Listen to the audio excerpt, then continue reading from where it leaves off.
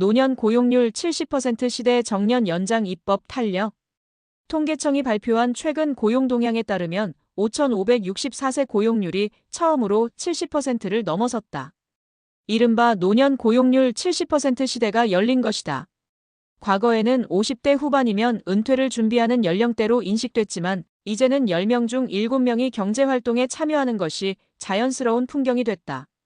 평균 수명이 길어지고 건강 상태가 개선되면서 일할 수 있는 기간이 늘어난 점도 있지만 노후 소득 불안과 연금 공백이 고령층을 노동시장에 머물게 하는 구조적 요인으로 작용하고 있다는 분석이 많다.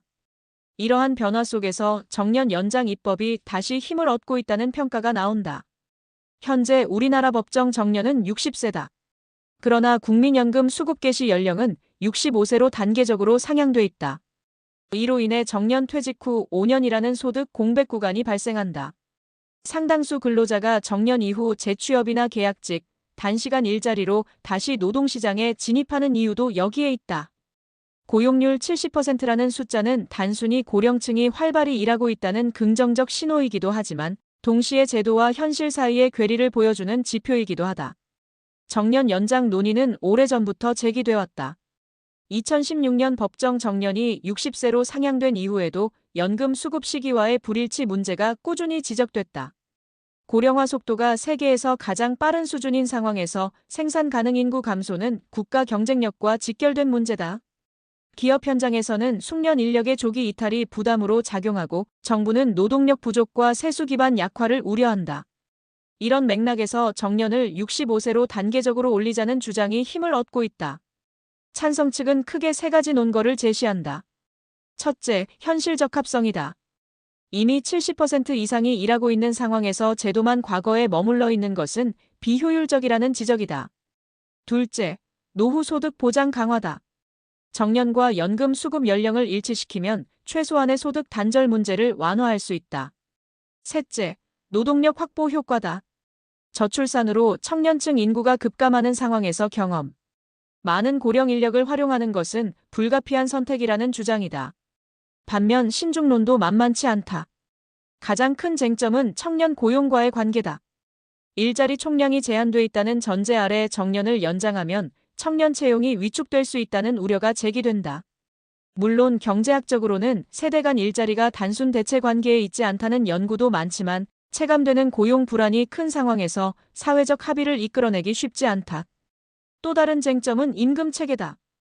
연공서열 중심 임금 구조가 유지되는 한 정년 연장은 기업의 인건비 부담을 크게 늘릴 수 있다. 임금 피크제나 직무성과 중심 임금 체계 개편과 병행되지 않으면 기업의 수용성이 떨어질 가능성이 높다. 노동의 질 역시 중요한 문제다. 고용률 70%라는 수치가 곧 안정적이고 양질의 일자리를 의미하는 것은 아니다. 상당수 고령층이 비정규직, 단시간 근로, 자영업 등 불안정한 형태로 일하고 있다. 단순히 정년만 연장한다고 해서 이 문제가 해결되지는 않는다. 오히려 고령층이 저임금 저생산성 일자리에 장기간 머무는 구조가 고착화될 수 있다는 우려도 있다. 따라서 정년 연장은 노동시장 전반의 구조개혁과 함께 논의돼야 한다는 목소리가 나온다. 그럼에도 불구하고 최근 분위기는 과거보다 진전된 모습이다. 고령층의 경제활동이 예외가 아니라 보편적 현상이 되면서 사회적 인식이 바뀌고 있다. 은퇴는 60세라는 고정관념이 약해지고 70세 전후까지 활동하는 것이 자연스러운 시대가 됐다.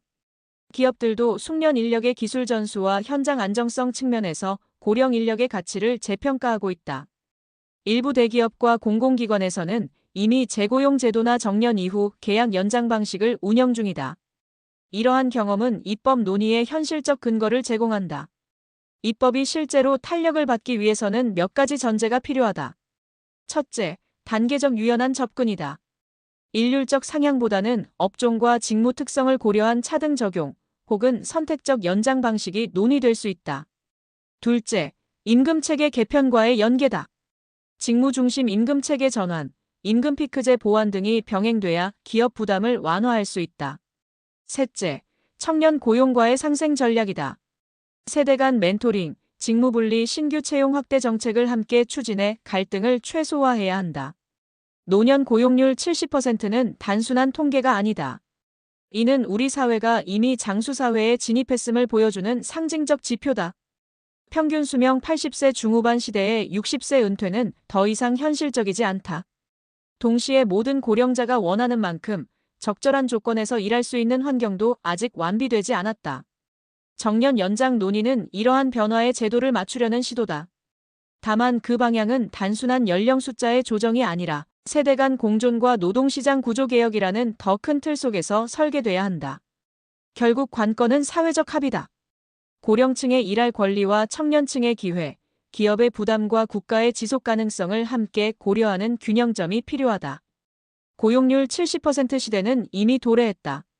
이제 남은 질문은 제도가 그 현실을 따라갈 준비가 되어 있는가 하는 점이다. 정년 연장 입법이 실제로 탄력을 받을지 여부는 숫자보다도 우리 사회가 어떤 미래 노동시장을 선택하느냐에 달려 있다.